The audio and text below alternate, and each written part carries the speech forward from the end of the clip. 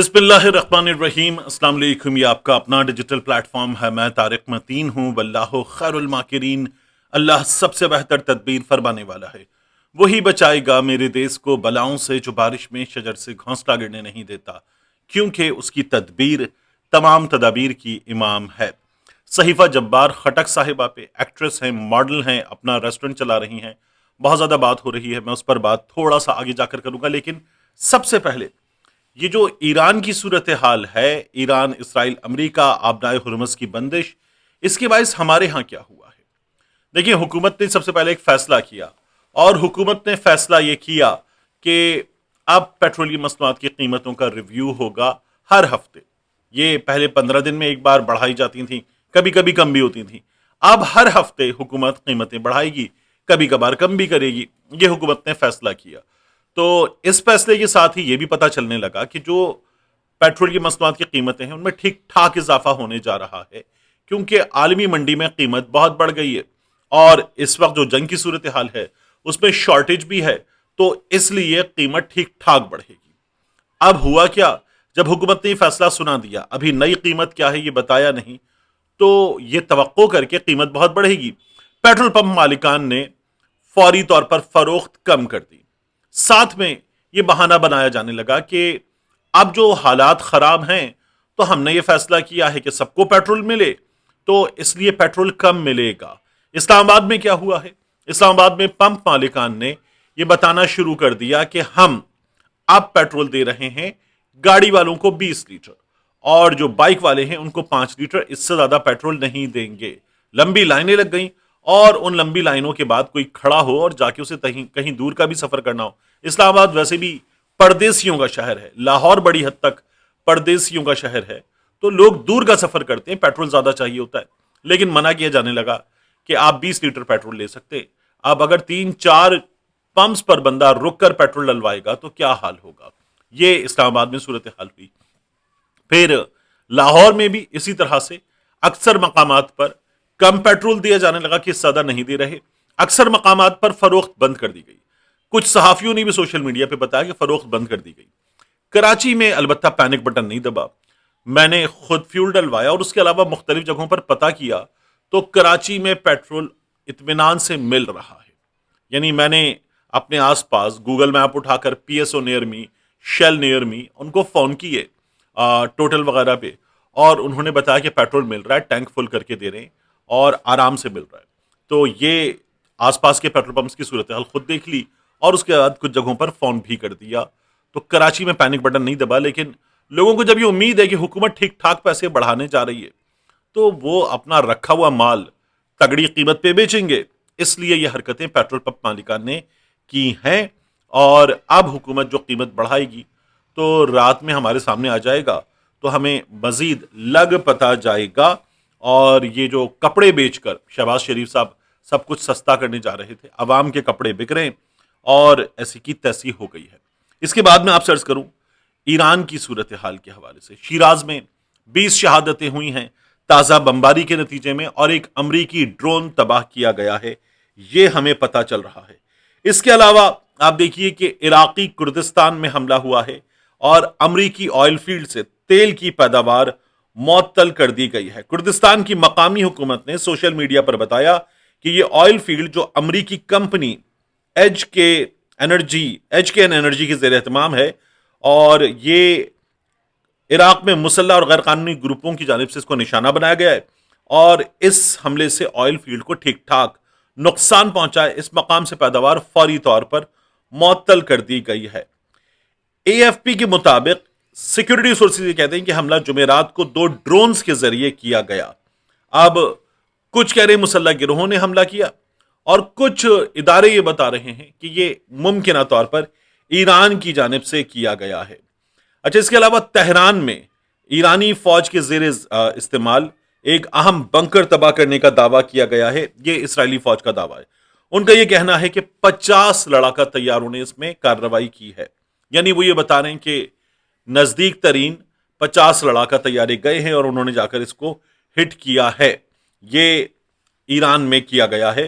तो again problem यह है कि ये चीजें बढ़ती चली जा रही हैं और ईरान पर हमले जो हैं उनमें शिद्दत आई है।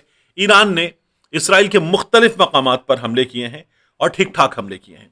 सबसे इंपॉर्टेंट चीज, मसूद पेजिशकियान साहब, ईरान के प्रेसिडेंट, वो ये कहते हैं कि कुछ ममालिक ने सालिसी की कोशिशें शुरू कर दी हैं और उन्होंने ट्विटर पे लिखा कि हम खित्ते में देरपा अमन के लिए पुरअज़्म हैं, हम अमन चाहते हैं, लेकिन हमें अपने मुल्क के वक़ार और खुद मुख्तारी के दिफा पर कोई हिचकिचाहट नहीं है, उस पर हम समझौता नहीं करेंगे। आपने उनका प्रेसिडेंट, आपने उनका सुप्रीम लीडर जो है वो ख़त्म कर दिया, उसकी फैमिली ख़त्म कर दी, उनकी मिलिट्री लीडरशिप ख़त्म कर दी, और उसके बाद अब जिस तरह की बातें आप कर रहे हैं तो उसके नतीजे में यही होना है कि अब ईरान के लिए ये उनके वक़ार का, उनकी बका से ज़्यादा उनके वक़ार का मसला है, तो ईरान इस पर कंप्रोमाइज़ करने के लिए तैयार नहीं है। अच्छा, इसके अलावा इसराइल के मुख्तलिफ शहरों में हमले किए गए हैं ईरान की जानिब से, और ठीक ठाक बड़े हमले किए गए हैं, और ये सूरत हाल इसराइल के लिए भी अच्छी नहीं है। वो अमेरिका से मुसलसल मजीद बमबारी ईरान में की जाए, किन किन मकामात पर की जाए, ये आपको मुसलसल मीडिया पे पता चल रहा है। तो इसराइल ये डिमांड्स कर रहा है। कतर के वजीर तवानाई ये कहते हैं कि अगर ये जंग जारी रही तो खलीजी मुल्क जल्द तवानाई की बरामदात रोक देंगे, और ये भी कहा जा रहा है कि जो पेट्रोल की कीमत है आलमी मंडी में, जो होता है ना कि फी बैरल कीमत क्या है, वो अभी 15% बढ़ी है। मैंने लेटेस्ट नंबर देखा था, मैं उसको चूंकि याद नहीं है तो मैं उसको यहाँ गलत बताने से इज्तनाब करूंगा, लेकिन आपको ये बताऊं कि ये $150 तक पहुंच सकती है। ये ठीक ठाक बड़ा इजाफा होगा, गुज़श्ता कुछ अरसे का सबसे बड़ा इजाफा होगा। तो हमारे यहाँ जो हुकूमत है वो अब कह रही है कि वर्क फ्रॉम होम भी लाएंगे, फिर उसके बाद मुख्तलिफ इक़दामात भी करेंगे ताकि जो पेट्रोलियम मसनूआत का इस्तेमाल है वो कम हो और हमारे यहाँ सूरत हाल कम से कम खराब हो, क्योंकि जंग जल्द रुकती हुई नजर नहीं आ रही। आखिरी चीज, सहीफा जब्बार खटक साहिबा, ये लाहौर में डीएचए में अपना रेस्टोरेंट चलाती हैं। इन्होंने सोशल मीडिया पर वीडियो बनाई और कहा कि इनको वर्कर्स चाहिए। उसके बाद इन्होंने ये कहा कि किस तरह के लोग आ रहे हैं, किस तरह के लोग आ रहे हैं, एक एक दो दो घंटे काम करने के लिए लोग आ रहे हैं। और फिर उन्होंने कहा कि मेरे पास 5 बाशिंदे का लफ्ज उन्होंने इस्तेमाल किया, वो थे, और भाई मुझे जो है वो पठान लड़के चाहिए, पठान वर्कर्स चाहिए, मुझे पंजाबी या उर्दू बोलने वाले वर्कर्स नहीं चाहिए, ये उनको किचन में चाहिए। उनका रेस्टोरेंट जो है वो फास्ट फूड तैयार कर रहा है, तो उन्होंने कहा मुझे किचन में चाहिए जो कटिंग, चॉपिंग, डाइसिंग वगैरह करेंगे, और मुझे पठान लड़के चाहिए।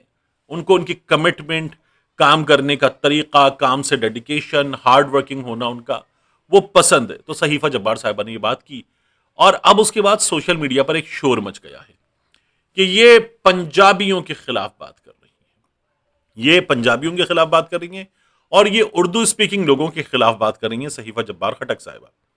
मैं आपसे अर्ज करूं, ये उनका जाती बिजनेस है।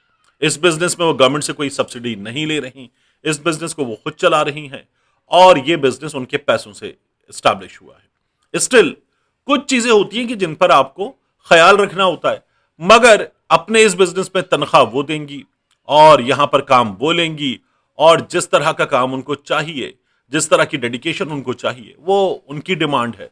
तो उसमें वो अगर कंफर्टेबल हैं कि वहां पठान वर्कर्स काम कर रहे हों तो ये उनकी मर्जी है। अब उन्हें अगर ये लगता है कि जो लोग आ रहे हैं उर्दू स्पीकिंग, पंजाबी स्पीकिंग, वो आके कह रहे हैं कि 1 घंटा काम करेंगे, 2 घंटे काम करेंगे, और उन्होंने कहा कि वायरलिटी के चक्कर में लोग आ गए कि वीडियोस में आ जाएंगे, भाई ऐसा नहीं है, काम है, काम करना है। तो सहीफा जब्बार खटक साहिबा ने बड़ा ये बताया, मेरा गला बैठ गया, मैं ऑर्डर ले लेके परेशान हो गई, तो मुझे काम करने वाले डेडिकेटेड वर्कर्स चाहिए। अब इसको बना दिया गया कि ये पंजाबियों के खिलाफ बोल रही है, क्योंकि खुद भी खटक है, उर्दू स्पीकिंग लोगों के खिलाफ बोल रही है। तो ये बता रही है कि जो लोग आ रहे हैं वो पार्ट टाइम जॉब करना चाहते हैं, उनके पास पार्ट टाइम जॉब नहीं है, डेडिकेशन उन्हें, एक्सपीरियंस है उनका पठान वर्कर्स की अच्छी लगती है। इसमें गलत क्या है? बात यह कि मैं दुनिया न्यूज का हिस्सा था, दुनिया न्यूज को डेस्क पर राइटर की जरूरत थी जो स्पेशल पैकेजेस लिखे, हेडलाइंस लिखे, और जो बुलेटिन से पहले आपने देखा है टीजर्स लिखे जाते हैं, उन टीजर्स में होता है कि बुलेटिन में क्या होगा। तो वो जो टीजर्स है कि अभी 12 बजे के बुलेटिन में देखिए, छोटी छोटी सी चीजें लिखी जाती हैं कि लोग जो हैं हुक कर जाएं उससे और लोग बैठ के देखें बुलेटिन। उसके लिए बंदा चाहिए कराची से, कराची से बंदा चाहिए, दुनिया न्यूज ने कहा, उर्दू स्पीकिंग बंदा चाहिए। अच्छा, उन्होंने बंदा रखा, कराची से रखा। दुनिया न्यूज ने समा से बंदा लाके रखा। वो था एबटाबाद का पठान, लेकिन कराची में काम करके, कराची के हालात को देखकर, कराची के लोगों के साथ काम करके वो सीख गया था और वो बंदा बड़ा जबरदस्त रहा, तो उसको उन्होंने रखा और रख के उससे काम लिया। दुनिया न्यूज ने डिमांड किया था कि उर्दू स्पीकिंग बंदा चाहिए। कई चैनल्स में हुआ है कि हमें इस जगह उर्दू स्पीकिंग बंदा चाहिए, इस जगह हमें जो बंदा चाहिए वो बंदा हमें पंजाबी चाहिए। इसके अलावा आप देखिए कई दफा इश्तिहार आता है कि हमें इस काम के लिए न्याजी चाहिए। इश्तिहार आता है अखबार में, न्याजी क्यों चाहिए? लंबे चौड़े मजबूत होते हैं, रिकवरी का बिजनेस है, पैसे रिकवर करवाने, तो हमें न्याजी चाहिए। वो जाके जरा किसी को बताएगा ना पैसे क्यों नहीं दे रहे आप, तो अगला जरा डर जाएगा। तो उसमें आपको कोई न्याजी टाइप का बंदा चाहिए, इमरान अहमद खान न्याजी। तो वो डिमांड करते हैं लोग कि उन्हें क्या चाहिए, उनका बिजनेस है, ये सरकार का बिजनेस नहीं है। और इसमें कहीं से भी जो पंजाबियों के खिलाफ नफरत है वो मौजूद नहीं है, उर्दू स्पीकिंग लोगों के खिलाफ नफरत मौजूद नहीं है। उनका एक्सपीरियंस पश्तून वर्कर्स के साथ काम करने का अच्छा रहा है, इसलिए उन्होंने ये डिमांड की है। तो इसको बिला वजह का एक इशू बनाया जा रहा है। मिलते हैं इंशाल्लाह आपसे अगली वीडियो में।